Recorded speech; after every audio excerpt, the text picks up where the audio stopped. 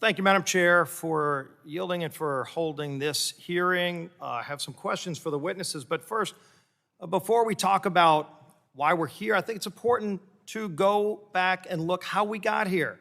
Americans are furious that gas prices are so high, but they also know that President Biden walked in day one with an agenda to kill American energy. And don't take my word for it. Let's go back to candidate Joe Biden.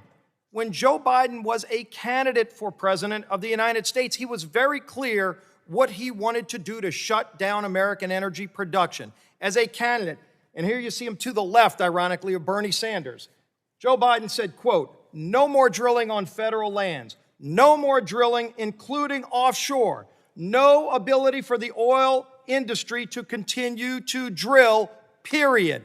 Ends." That was Joe Biden as a candidate, said he wanted to kill American energy.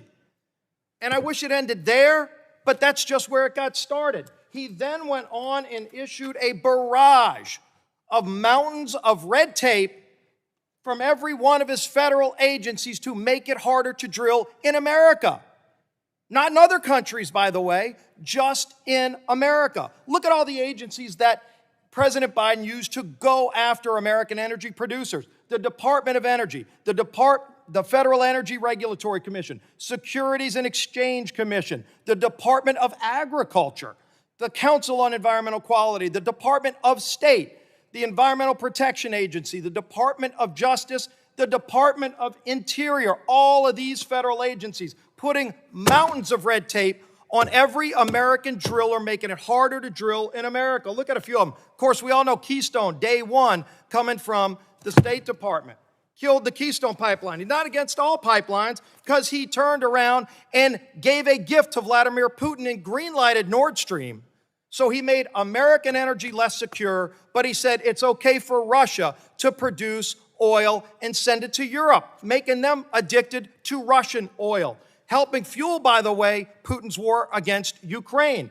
Putin is getting, before the invasion, was getting over $700 million a day selling his oil to America and to Europe because President Biden issued this assault on American energy. Now, again, go back to what Biden said. He did say that he was going to do it. No more drilling, including offshore. So what happens when you kill American energy through all these Biden red tape policies? The price goes up. Just look at it. Didn't start when Russia invaded Ukraine. The price was going up from day one when Biden took office because he carried out an assault on American energy. So if you want to solve the problem, you don't need to reinvent the wheel. How about you first get rid of this entire assault from every federal agency I just mentioned on producing oil in America. None of these rules and regulations, by the way, apply to Russian oil. None of them apply to Iranian oil. None of them apply to Venezuela. But yet that's who President Biden is begging to produce more oil. Stop begging dictators to produce our energy and turn to America, where, by the way, we do it cleaner than anywhere in the world. You get energy from Russia, they have a much higher carbon footprint. I'd love to see the carbon footprint. Maybe we can have a hearing on that. The carbon footprint of Joe Biden's anti-American energy policy. The good news is there is help on the way. Republicans have filed more than 60 bills, by the way, 60 bills, to reverse this barrage and assault on American energy by President Biden. More than 60 bills. Our ranking member, Kathy McMorris Rodgers, has a bill. There's bills to do all kinds of things to actually allow us to produce our resources, by the way, cleaner than anybody else in the world.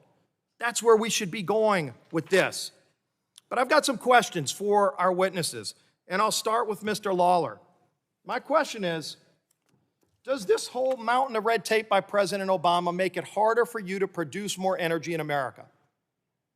Yes or no? Mr. Lawler. Well, in general, regulations that are supportive of the industry are helpful. Regulations that help improve the energy transition are helpful. So are these supportive of the industry? You've seen them. You know these. You have to comply with them. It's one of the reasons you can't produce. And I talk to people who produce in all parts of the country, and they tell me it's these regulations that are stopping them. Mr.